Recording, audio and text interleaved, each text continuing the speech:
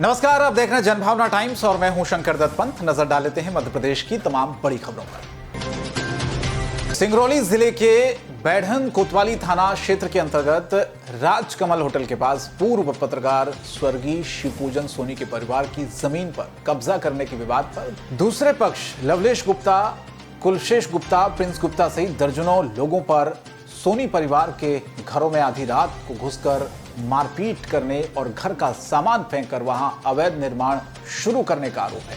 इस मामले के बाद पीड़ित पक्ष अपने परिवार के साथ सड़क पर बैठ गया और कई घंटे सड़क जाम रहा।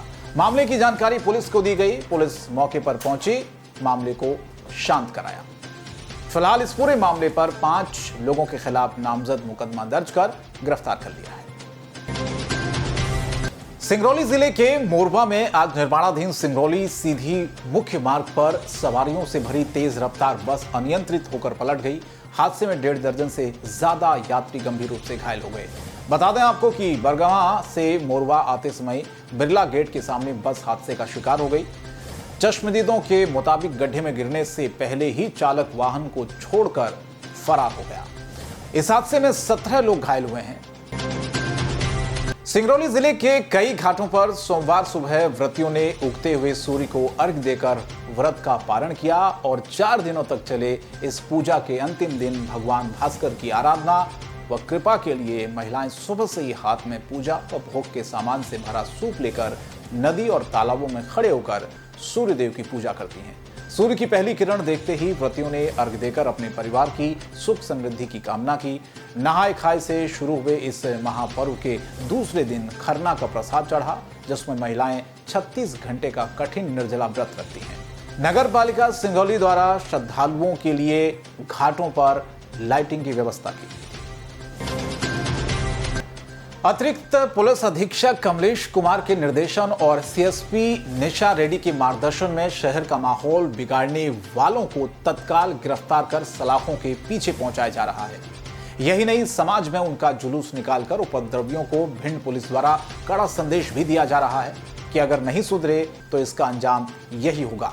पुलिस ने मीरा कॉलोनी व सब्जी मंडी में हवाई फायरिंग करने वाले 3 लोगों को मुखबिर की सूचना पर शहर कोतवाली पुलिस ने पकड़ने में कामयाबी हासिल की। छिंदवाड़ा नेशनल हाईवे 547 सड़क चालकों और राहगीरों के लिए मुसीबत बनता जा रहा है, जिसमें ठेकेदार और अधिकारी की लापरवाही देखी जा रही है। यहां आए दिन दुर्घटनाएं हो रही हैं, जिसको देखते हुए अखिल भारतीय गोंडवाना पार्टी की राष्ट्रीय अध्यक्ष मोनिका शाह भट्टी ने मुख्यमंत्री को आवेदन देकर मामले से अवगत कराया। छिंदवाड़ा नरसिंहपुर अमरवाड़ा मार्ग पर चलना लोगों के लिए किसी चुनौती से कम नहीं है। अगर कुछ दिनों में समस्या का समाधान नहीं होता है तो लोगों की मुश्किलें और बढ़ जाएंगी।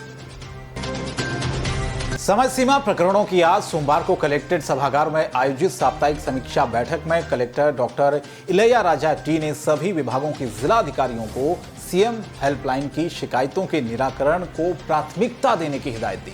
उन्होंने कहा कि अधिकारियों को सीएम हेल्पलाइन से प्राप्त शिकायतों की दिन प्रतिदिन मॉनिटरिंग करनी होगी। साथ ही सप्ताह में कम से कम 2 दिन इन शिकायतों के निराकरण के लिए निर्धारित करने होंगे। साथ ही उन्होंने मूंग और उड़द के किसानों के भुगतान से संबंधित शिकायतों का तत्परता से निराकरण करने की हिदायत संबंधित अधिकारियों को दी। बैठक में जिला पंचायत की सीईओ डॉक्टर सलोनी सीडाना भी मौजूद थी।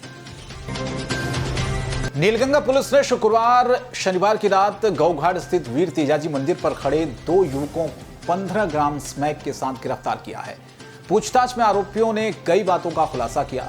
दरअसल नीलगंगा थाना पुलिस को मुखबिर से सूचना मिली थी कि 2 युवक वीर तेजाजी मंदिर के पास मादक पदार्थों की डिलीवरी देने के लिए खड़े हैं। सूचना पर पुलिस ने कार्रवाई करते हुए दोनों को गिरफ्तार किया। उनकी तलाशी लेने पर आरोपियों के पास से 15 ग्राम स्मैक बरामद हुई है। पकड़ाए गए मादक पदार्थ की अंतर्राष्ट्रीय बाजार में कीमत 15 लाख रुपए बताई जा रही है। मध्य प्रदेश के जबलपुर में आईएमए की बैठक में जबरदस्त हंगामा हुआ। सूत्रों की माने तो स्वागत भाषण में जबलपुर आईएमए के अध्यक्ष डॉक्टर अमरेंद्र पांडे द्वारा भोपाल, उज्जैन, इंदौर, ग्वालियर आईएमए के सदस्यों के बारे में की गई टिप्पणी से ग्वालियर आईएमए के सदस्यों द्वारा विरोध जताया गया।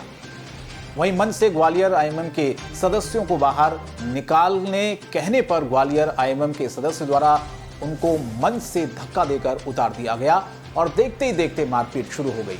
विवाद को बढ़ता देख मौके पर पुलिस पहुंची और मामले को शांत कराने की कोशिश की। मध्य प्रदेश की खबरों में फिलहाल इतना ही। जनभावना टाइम्स पर खबरें जारी हैं। नमस्कार।